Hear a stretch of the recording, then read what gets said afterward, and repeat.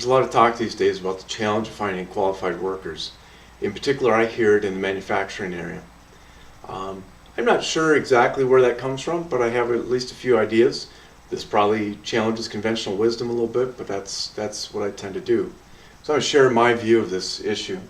I think where the qualified worker challenge comes from is a lot of manufacturing had moved over to China or other countries with a low labor rate.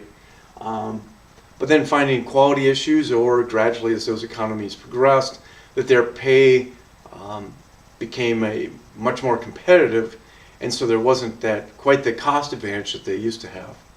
There's also the challenge of just logistics of shipping, whether it's in a ship or in a plane, and just that logistics of being able to visit or to physically move materials around.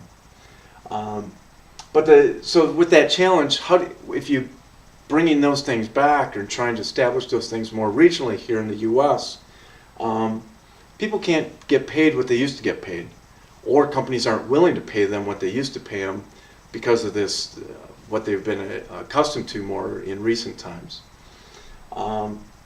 There's also an issue of training.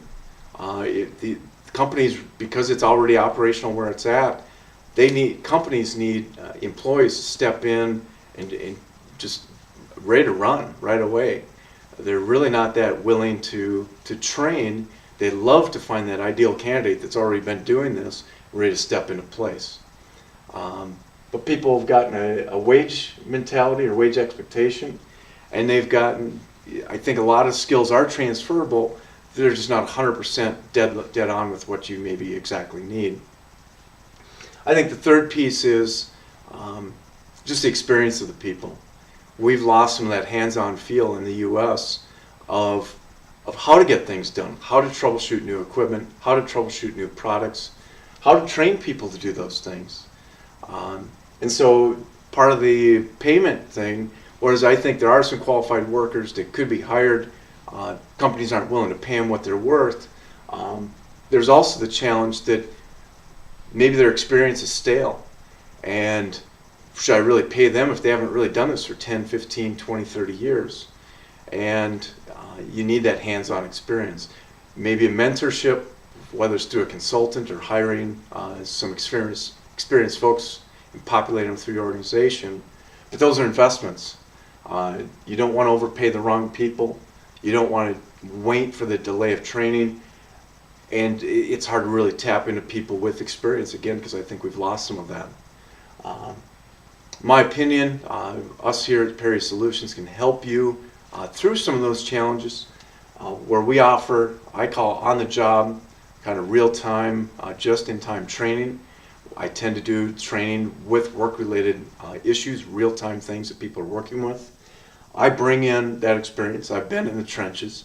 I've gotten my hands dirty all the way from being a farm kid, all the way through doing R&D projects, even as a consultant. I'm not afraid to get my hands dirty, be on the production floor, talking to the operators, talking to the people that are getting the work done.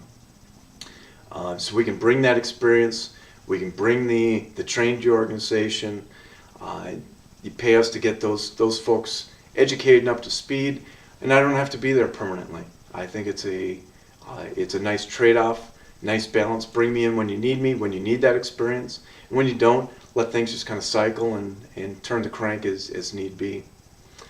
If you think that could be a solution to your qualified worker challenge, give us a call, drop us an email here at Perry Solutions. We'd love to help you out to overcome your qualified worker challenge.